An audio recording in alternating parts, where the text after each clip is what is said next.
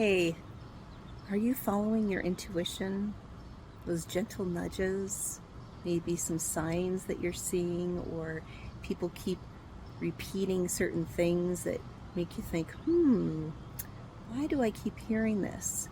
Or maybe it's some subtle, feelings that you have in your body. However, you connect to your intuition is perfect, as we discuss in the intuition series. And you never know where your intuition might take you. As Mary Riposo shares her story of struggles with physical and emotional, mental, and how one day she tuned in and listened to her intuition, and it literally changed her life. So don't take my word for it. Tune in and listen and see where it takes you.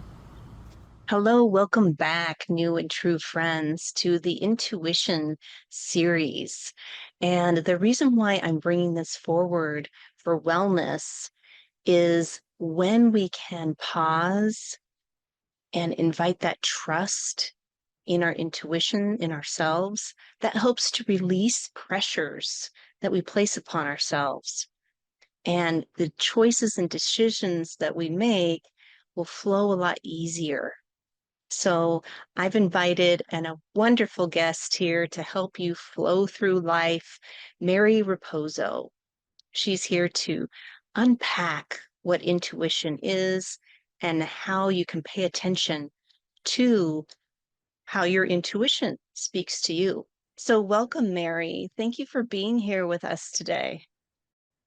Thank you for having me. Happy to be here. Yeah, and we connected through an online kind of a training working with intuition, basically.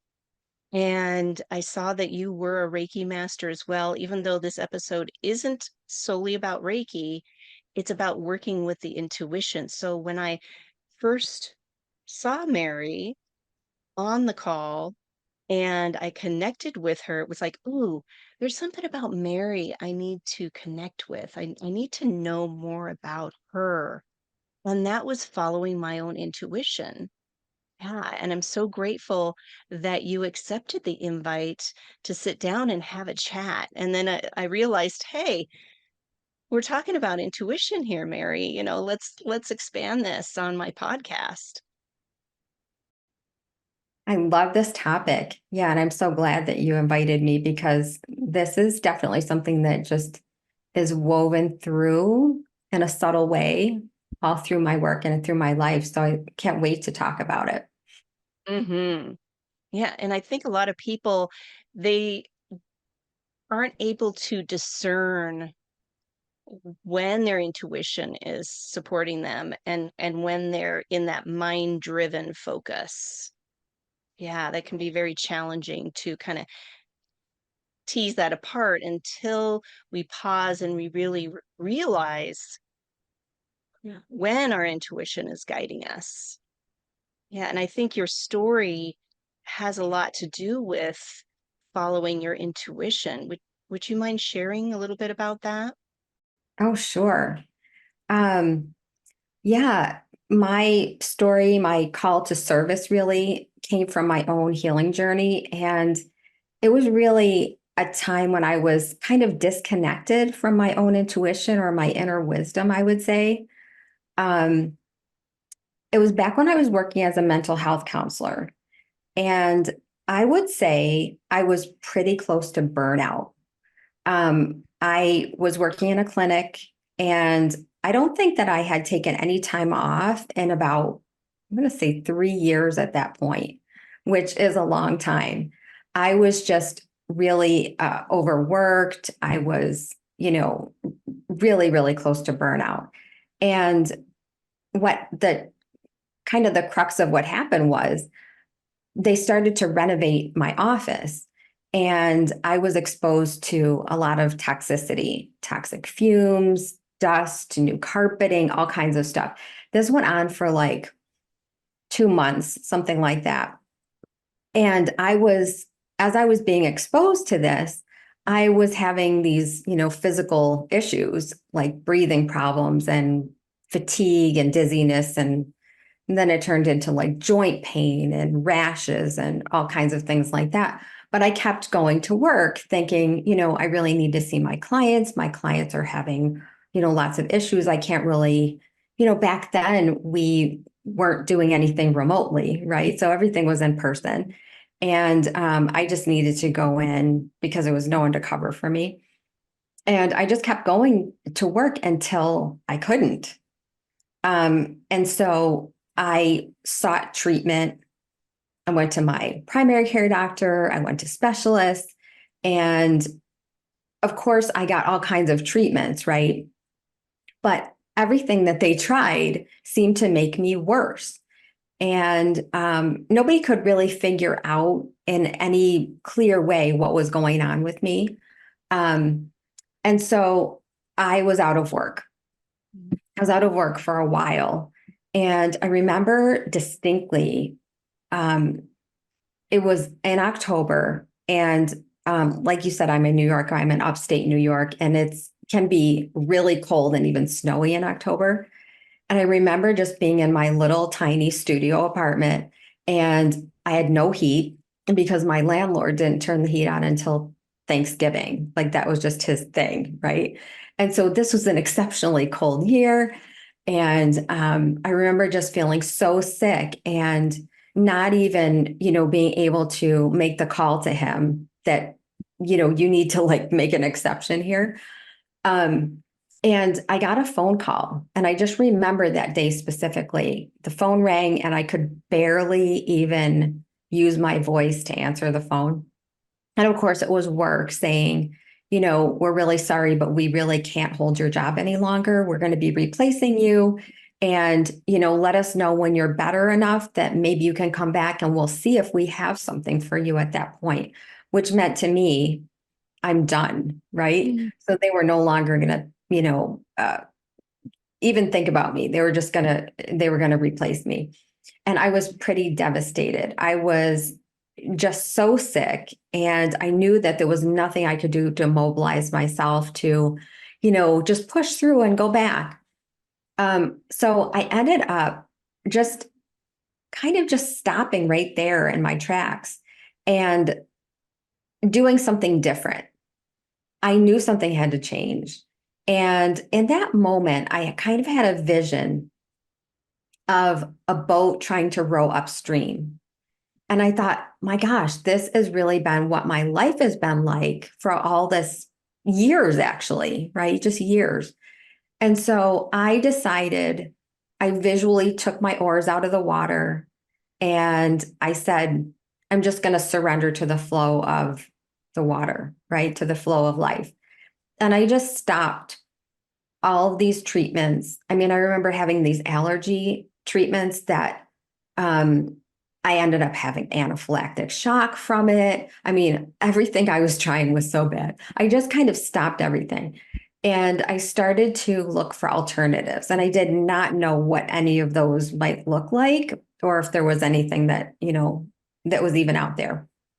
But I was drawn to this wellness fair. So again, using my intuition, kind of tapping back into my intuition, I went to this wellness fair, and I just started walking around and just kind of opening myself up to what might be here, what, might I just look into in any way. And there was a woman who had a booth offering Reiki. And I was just intuitively drawn to this. I had no idea what it was. I hadn't really heard about it. And I just went over to her booth and signed up for like a mini try it session.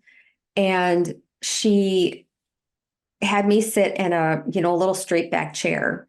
And again, this was in a large, like a hotel ballroom, lots of noise, lots of people walking around, lots of talking and things like that.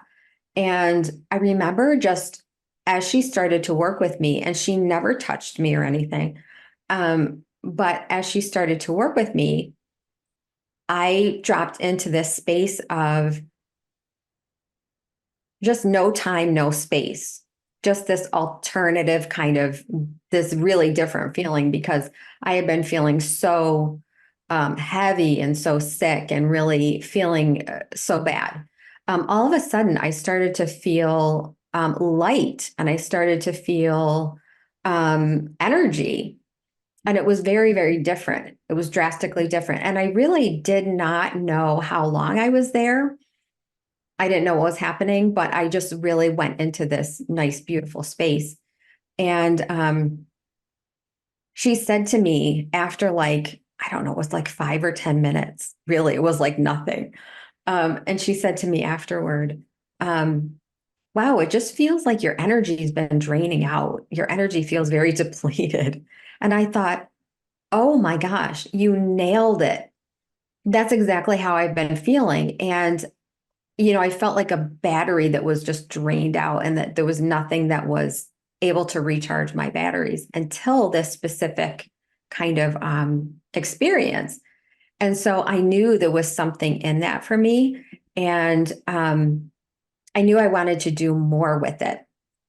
So I just sought out receiving Reiki treatments. And that was my healing path for a while. And my Reiki master said to me, you really could learn this for yourself and do self Reiki in between our appointments. And you, I think, would even benefit more, because I was benefiting just from going on maybe a weekly basis. I could go every 2 weeks or every month or something like that. And so that's when I decided to go to Reiki training. And luckily, my Reiki master did do Reiki training. So I kind of went down the path of Reiki training, really listening to this little voice, this subtle way, like you were talking about, and really knowing that there was something to it, even though I didn't really know what that was all about. But it really led me on a path of healing. And interestingly enough, as I practiced and took my own wellness into my own hands, became more empowered for myself, and continued to have Reiki sessions with her, I ended up feeling good enough that I could go back to practicing as a mental health counselor. And so I moved out of that apartment. I moved into a different clinic. And interestingly enough, soon after that, I started to face the same problems. I started to have not the same physical problems, but I started to feel drained. I started to feel not really well. It wasn't because of the physical environment, but I realized at that point that the job that I was in was really triggering a whole bunch of unhealed childhood trauma. And so I had kind of cleared some of this stuff. I healed myself physically. I was ready to, move forward in my life, but I hadn't been listening to the deeper stuff. And so the deeper stuff started to come up, which is, one of those things with Reiki for sure. It started to help me understand that I was going to keep getting sick until I changed what I was doing in life. Right. So if I kept putting myself in situations that were triggering me, that were kind of draining my energy, making me feel like I couldn't take a day off, being out of balance, it wasn't really going to work for me. And so Reiki really helped me to kind of peel back the layers of the onion and just clear old trauma, clear the things that are kind of covering over when we say Reiki reveals our bright light within, kind of just clearing some of those things so that I could then see who I was authentically at the deeper level, and to make better choices for myself. And the system of Reiki really helped me to do that, really helped me to see, like, who am I at the soul level? Who am I spiritually? And it helped me to transform my life so that I could be in touch with my intuition on a much deeper level, and to make choices for myself, paying attention to, does my body like this type of food? do I need more fresh air? Do I need to work these hours? All of those kinds of things. And, that's a long story in terms of like the answer to your question. But that was just kind of my evolution into really connecting again in a deeper way with my intuition and letting it lead rather than pushing it away like I had been doing for so many years. Yeah. Yeah. Oh, I absolutely love that. Thank you for sharing your experiences with us, Mary. And I have a question. So it sounds like when you shared about your story, would you say that you learned to trust your intuition and trust more in yourself during this process? Absolutely. I think that I kind of came back in touch with my intuition for sure. And then because once you start to listen intuitively and you take action on those messages or hits that you get, those little intuitive messages, once you start to take action on those things, and you see that this is something that's benefiting you in your life. Like, for example, if instead of working 10 hours a day, I might want to work 6 or 8 hours a day. And my intuition is telling me, yeah, you don't need to work those longer hours. Maybe you can figure out a way to, go into a job that's going to benefit you more in terms of the time or whatever. Once you start listening to that and taking action on it, and you see how it really changes your life and it transforms you and it's beneficial to you, yeah, you do start to get that much deeper trust in your intuition. And then you can rely on it more to make Oh, your life yeah. better.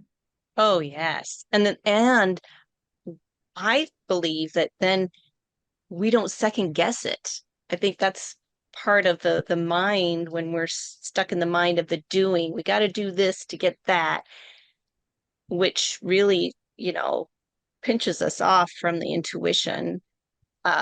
And then we start second guessing the choices that we made or what we did. Mhm. Absolutely. Absolutely right. That's how I've experienced it as well. You really have um, a deeper connection. And then it is, it's not really transactional. Like we think of things as like, you do this to get that. It it doesn't work that way with spirituality. It's just that your intuition is always there. It's that Mm, subtle kind of, voice in your head or knowingness that is more like a suggestion rather than, like a big booming voice telling you that you have to do something or that, ah, if you do this, you're going to benefit or get that from it.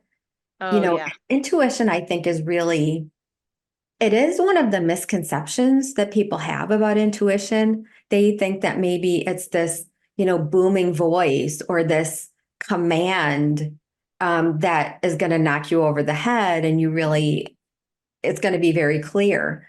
But I think you have to be somewhat more balanced within yourself or willing at least to look inside, to be quiet Mhm. enough to listen, I think. Oh, Um, yeah. yes. Yeah, I 100% agree with that. That's how we can hear it. And I love how you brought up it's not transactional. So the series that I just finished is talking about from transactional to transformational relationships. And then after I was done with that series, it was like, well, it's all about intuition. This is how we get into those transformational relationships with ourselves, first and foremost, as you're perfectly sharing about, right, with your experience, Mary, and Wow. how that ripples out to everyone that we, encounter and how we actually see the world. So, how did your intuition like dovetail with your profession, not just becoming a Reiki master, but how you've built your business, because I think that's really key. Uh, Listening to that intuition, and because other people are entrepreneurs probably that are listening or private business owners, and just thinking outside the box. I think that's what it is with intuition. Can you share that a little bit about how you discovered that or what nudged you to go that route? Yeah, for sure. You know, as I was practicing, of course, I was just, one individual practicing alone, doing some Reiki sessions and teaching some classes and things like that. But I noticed as I started working with people, and of course, I'm teaching them all the way through from, level one all the way through master level Reiki training, that, they loved what it did for them. They loved experiencing Reiki. And everyone that I have as my students, my clients, they're all just loving giving people, wanting to help others and share with others. And so many really wanted to have more of an avenue to do that. And really, I started to understand that Reiki training doesn't really give you anything beyond the practices in terms of going to the next step, sharing Reiki with others. How would you do it? What is the structure around that? And of course, at the time that we're talking today, there's no regulation really around Reiki. So one of the things that's really, really been meaningful for me is to be able to support Reiki practitioners in starting off and being able to share Reiki with others in a more professional way, whether it's, an actual business or whether it's just, beginning practice, like this little part-time thing, a side hustle, a hobby, but working in a more, I would say a professional way, like being able to share with others. And like you said, creating a Reiki circle with others, sharing with other, people, with other practitioners even. And when I first started, I felt like there was really nothing there. I remember being really, really disillusioned because I was so ready to move out of that stressful kind of job that I had and move into practicing Reiki professionally. And I thought, oh, how hard could it be? And I knew that there were maybe 2 or 3 Reiki practitioners in my area that were working. And I sought those people out and they didn't give me the time of day. They were just, back then, it was a little bit secretive. It was kind of like, Siloed. yeah, oh, siloed. That's a really perfect way to put it. I didn't get any help from anybody. And when I went to more of like a small business development kind of center, it was totally the opposite. It was like, you need to go to the bank and get a business plan and things like that. And it was totally not really what I was looking for either. And so what I ended up doing was I ended up, figuring it out myself the hard way. And I, what I'm really happy to do now is to really help people that were in my situation right now. And help them by giving them all the benefit of my figuring it out on my own and, giving them the ins and outs of it. So I often will see people for mentoring, for coaching, and just help them learn to create a way for them to offer Reiki to others in whatever way they want to and create a business around their authentic self, whether that means, that they do it on weekends or whether they do it in the evenings or whether they do it mobily or however they do it, um, helping them to understand that you don't need to create a Reiki business that's anything like a job that you've done before. Ah, Because people think, oh, I have to go rent a space and I have to have, get an LLC and do all of these things. And does it really need to be like that? It really doesn't. So just kind of shifting that mindset of who am I? What do I what do I like in terms of how I like to live? Do I like to get up early? Do I like to stay up late? Do I like to travel? All of those things can be incorporated into the way that you share Reiki with others and really any business when we're talking about it. But the fact that I focus on Reiki, that's why I just keep talking about it that way. Yeah. But yeah, so it's really about that, and it's like a whole different mindset and way of approaching it. And I noticed that the people that are doing it that way end up being able to sustain and do it as a lifestyle rather than opening this big business in a strip mall or something like that with an office and an LLC. And then by the second year, they can't pay the rent. And you know what I mean? Like those are maybe that's not always the way to go with it. It might be, but it might not be the way to start. So I think that I find it very empowering to be able to share those things with people that I've been working with and see them thrive and really build this authentic business that's based on, what's coming from them and Mm-hmm. really showing, themselves within it so that they're present. Their light is radiating into it and they're helping people and they're thriving from this Yeah. as well as the people that they're helping. Oh, yes. And it's just a beautiful, really a sanctuary of support that you've created, following your own intuition, Yeah. and just being of service for others. So perfect. Thank you so much for um, following your intuition and allowing to share your experiences too of the highs and lows, right? I think we all go through that. We do. And I think it's the only way to go. I'm glad that, I've gotten to this point because it's been a long road. I've been doing this for more than 20 years, like 25 years at this point. And I wouldn't have it any other way though, because all of the things that I failed at, and you definitely will fail if you create any kind of a business on your own, you have failures and you learn from them, right? Mm. And it's such a good experience to be able to say, oh, that didn't work.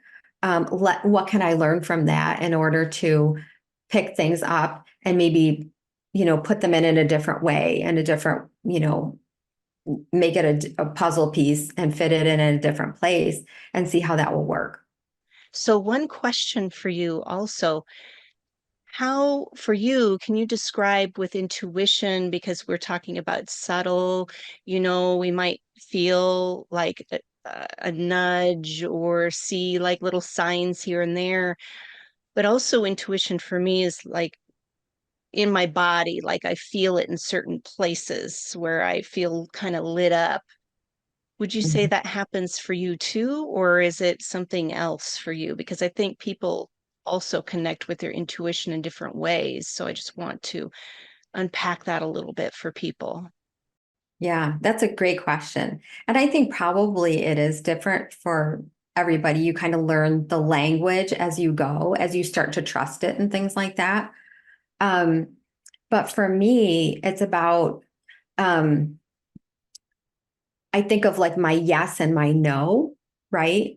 And so my yes tends to be, and I'm looking inside of my body, right? Because I tend to be somebody who is, um, more like I have an academic background, so I can easily create like, a list of, pros and cons and things like that, that is very mental.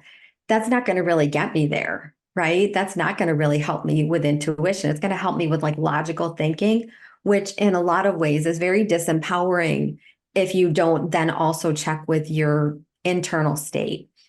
So for me, going to the intuitive has been really helpful, and my yes tends to be like a feeling of relaxation or warmth in my body. When I think about like maybe a decision or an option that I might choose, I might feel like I'm moving forward or opening up to it. Sometimes it's like immediately liking something no idea why. You just have that feeling like, oh, this, I really feel curious, or I really feel positive toward this, or positive towards someone that you don't really have any experience with. And then sometimes it's just like a knowingness that this is it, or that you're going on the right path. And then maybe my no tends to be kind of the opposite of that. Like I notice a little bit of tension in my body in whatever place. It's not always the same place. Or maybe a kind of a pulling back, or kind of, sitting back a little bit internally, pulling away. Or maybe just a feeling of like hesitancy or weight, not sure. And it may not be for any logical reason. I might not have any thoughts about it, but just this feeling state. Um, and, it's interesting because when I get a no, kind of that no feeling, it can be no for sure, or no, not right now until I have more experience or I get more information.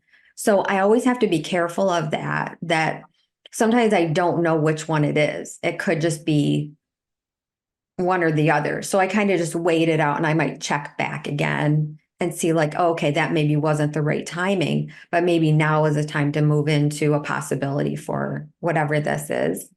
But yeah, that in that feeling state. Yeah. Yeah, the feeling of it, and really giving ourselves permission, isn't it, to pause and reflect or check in. I believe because of the Western cultural norm is to, oh no, you got to keep going, you got to keep doing, you can't let other people down. You need to, you know, obligate yourself and be dedicated and follow through.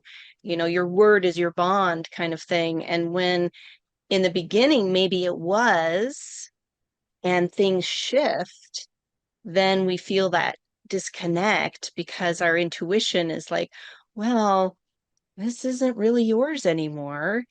And the mind saying, well, you made this commitment. Does that make sense to you? Oh, so much. It totally does. And I think that's why I've kind of learned to use my intuition in kind of bring it into every aspect of my life. So whether it has to do with saying yes to something, maybe it's, going somewhere or doing something, how to respond to an email request, who to collaborate with, maybe what class to teach, all of those kinds of things within my work, and just things in your life in terms of relationships and, I mean, everything that we do, just kind of being able to check in. Yeah, and you can end up doing it really quickly once you're tuned into it, right? You can end up just checking in with yourself kind of quickly and seeing, where am I at with this right now? And if it's, wait, and you feel like, wow, I have to say yes or no, and I have to like make something happen, that's not so good, right? So sometimes you can ask for a little bit of time. You can wait, 24 hours before you answer an email, or you can, make a decision over, check in with yourself and see if it's still the same the following day. And then you feel really good about it. But I even say this to my students and my clients all the time. If you said yes out of an obligation, or you felt like you needed to, and then your intuition keeps saying to you, oh my gosh, I'm dreading this, I'm dreading doing whatever it is or going into it, I just don't think it's the right thing for me, but I gave my word.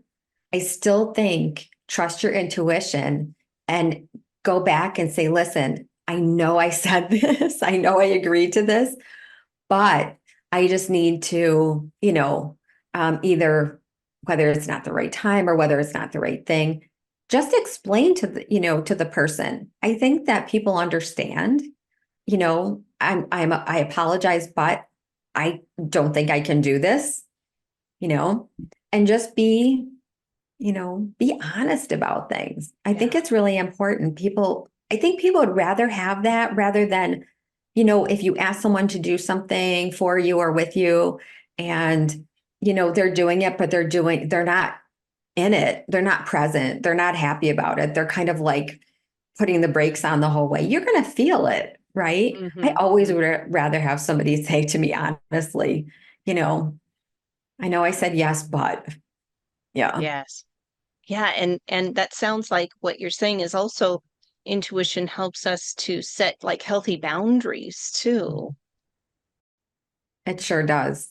Yeah. And I think that's so important because, in our area, as healers and intuitives and things like that, we can have kind of porous boundaries, right? We can feel into what the other person is feeling and thinking and all of that kind of thing. We can really have difficulty, being really centered within ourselves and not, maybe not even knowing whether what we're feeling is ours or somebody else's. So I think that it really kind of being able to check in, getting it more balanced and checking in, can really bring you into that sense of self Mhm. to the point where you can make the right decisions for yourself and for your life. And at that point, when you start doing that and you start trusting it, it's just this really beautiful feeling of safety and contentment and feeling like you're doing the right thing for yourself and for everybody around you. It feels really, really good. It's kind of just, you just feel like you're on the right path finally. Mhm. Yeah, and also when challenges do come up, because it's going to happen, Mhm. then having the ability to pause and check in, and if it's a wait, as you were explaining, Mary, that was perfect. Then we feel more empowered too, right, with our decisions. Yeah, and then I think that we are less likely to be apologizing to people all over the place, right? Because we are doing the right thing for ourselves and we expect that everybody else will do the same thing, right? We expect that somebody else is just going to be true to themselves. When you think about the Reiki principles or precepts, one of them is be true to your way and your being. And that's one of the things that, the system of Reiki has really helped me to really um, tune into my intuition and to just really live in that way as I really feel that bright light of Reiki radiating out. Mhm. I feel like I'm on the right path and I can really be true to myself and stay in my own lane, right? And not have to, like I was doing in the beginning, work for 3 years straight without a day off, Yes. right? Wow. You know? Yes. Yeah, it's so different now. Oh, I'm so grateful that you chose you, really. It is about that, isn't it? Yeah, Mm-hmm. And that yeah. your open curiosity to discover more at a wellness fair. I love it. Well, let me see what's happening at this wellness fair. Oh, sure, I'll Right. take some free, good relaxation vibes here. That's what I'm all Yeah. about too. People have heard my story about Reiki, so this, it's all within us. Everything we Mhm. need to know is all within us, and your intuition really helps to navigate. That's that internal compass. And this is why I'm here, right? Yeah. Podcasting, co-creating with beautiful souls such as yourself, Mary, and just continuing to follow uh, and not second guessing that intuition because it knows more than I do, than my mind does, doesn't it? It sure does. Yeah. When we focus on our logical mind, which is typically where we go first, um, we're really the mind is, I think it's really outside of us. Our inner authority is more deep within. So when we kind of think about, the logic and, well, what are people going to think and all of that, we're really disempowering ourselves. So really coming into that state of connection and balance, yeah, coming into that, we are choosing ourselves, which, and that might sound to someone that doesn't really know about this, it might sound selfish, but right, I'm all right. about being selfish. I mean, It's about, I yeah. I want to feel good, Hmm. and I'm not going to put myself in a position to where it doesn't feel good. So yes, I just had to raise my hand. People on the podcast listening, I was raising my hand when Mary said selfish. I'm like, I'm the first one to be selfish. Yeah. We have to be. We have to take care of ourselves in order to take care of other people too. And if you're a healer, you have to do that. I remember back to the beginning when I started to work practicing Reiki professionally. And I remember um, never saying no and saying like not doing 9 sessions a day and just completely crashing at the end of that and thinking like, why isn't this great? Like I'm practicing Reiki and I want to do this, but still I was very, out of balance. I was just, externally focused and thinking like, the more I help people, the more I'm going to feel good. Um, and Reiki really has taught me so many lessons about, Mm. choosing yourself first and, putting your own mask on like they do on the plane, like, the warning, put your own mask on so that you have the oxygen so that you can help someone else before you place their mask on. It's kind of the same thing. Oh yeah, yes. Filling your cup first, right? So it can ripple out and support others. Mhm. Yeah. Yeah.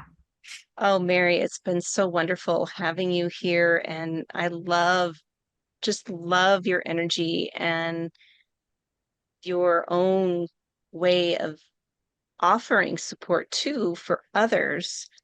And yes, this podcast is about intuition, but also it's about a deeper understanding, right? Building our own wellness practice, and intuition can help us with that. And also, if you are interested in Reiki, Mary offers virtual um, Reiki classes. Can you Mhm. tell us a little bit about that, a little bit about your business and how your intuition got you into that? Because I think it's very special. Yeah, for sure.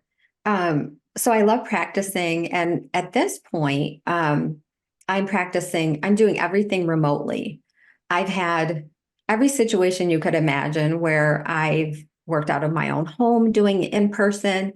I've worked out of places that I've rented. I had a 11,000 square foot wellness center myself that we ended up closing during COVID and pivoting to everything remotely. So I, practice doing sessions. Most of them are on Zoom. Some of them are over the phone and things like that. And all of my classes are on Zoom. Um, so, if anybody wants to find out a little bit more about that, you can go to infinitelightcenter.com or just maryriposo.com and you'll find me. You'll find me on social media if you just put my name into. But yeah, really just being able to pay attention intuitively to each step of the way has really, really helped me in terms of my business. Um, and And this can what, be for anybody in their business too. It doesn't have to be about, metaphysical business or anything. It's anybody's business with their intuition, really following everybody's, that. yes, everybody's business and everybody's life in general, right? Just intuition is one of those things that it's too bad we don't have it in school, right? Because we need to focus on intuition and be able to just um, live it, right? Live in an, intuitively guided life, I think, in order to get the most out of our lives, you know? Um, Yeah, it's helped me so much just in, of course, in my business, but also just in my life in general. And I think that, I have been doing it for a while. But those are the things that I do a lot of mentoring for my clients. And some of them are Reiki people, and others are in other types of, wellness oriented or healer kind of businesses, or wanting to open those businesses. And really, we focus on the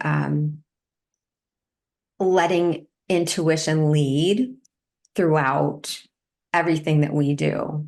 Because it really is kind of like that subtle thing that you weave through in order to make a big, big difference. When you're not really sure and you're feeling like, maybe I'm not cut out for this, or maybe I'm not good enough to do this. Just tapping into your intuition really helps you to clear some of those limiting beliefs.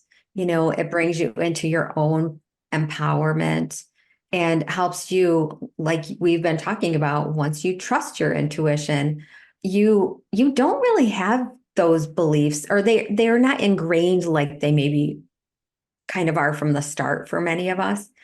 It really blasts through some of that stuff so that and it doesn't serve us, right, to hold on to that anyway.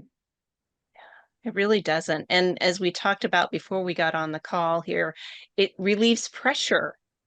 It really, because we put so much pressure on ourselves to be a certain way, or to show up for other people how we think they want us to show up. And that's an illusion as well. So, yeah, following our intuition and relaxing and just being more authentic. Then again, as I said in the beginning, we don't second guess. We know this is true, this is our truth, and we're showing up for ourselves, and then that ripples out and other people can receive that as well. 100%. I couldn't have said it any better. Absolutely. Oh, Mary. So I know you mentioned about your website. Um, can you, for those listening on the podcast, can you give the address for your website and what types of resources you might have there for them? Absolutely. So my main website is infinitelightcenter.com. So it's infinite, INFINITE, light, LIGHT, center, CENTER.com. And you'll see, if you click on Reiki there, you'll see a whole page of free things to start with. So it'll be connecting you to my blog so you can read more, to my YouTube videos, to my email, all kinds of free resources. I'm really about making Reiki accessible to people because I think it can be really, really helpful. And I don't really like how sometimes, things are gated, so that you have to, really control them before people can get access to things. I think that Reiki is really one of those things that really should be accessible to as many people as possible because it's so helpful. And so just kind of trying it out. So people can come and practice with me every month for free. I do a live on Zoom Reiki circle, and it's for everyone, no matter whether you're trained in Reiki or you're thinking about becoming trained or just want to experience it, those types of things. And so if you're maybe somebody that likes to read more about it, you can read my blog, or if you want to, watch some of my videos, you can do that too on YouTube. So there's just lots and lots of resources, as well as my schedule for classes and, schedule for signing up for booking sessions and things like that. Well, thank you so much, Mary, again, for being here with us today, and sharing about your intuition and your story. It was just very empowering. I believe people will walk away knowing a little bit more and trusting in their intuition. Thank you so much. It was great talking to you. I love this conversation. Yes. And thank you, everyone, for tuning in and watching. And please send a comment in. Let Mary know what you enjoyed about our discussion or any questions that you might have. And also hit like or subscribe so that way you'll be alerted with the next intuition episode that's coming up soon. So until next time, my friends, be well.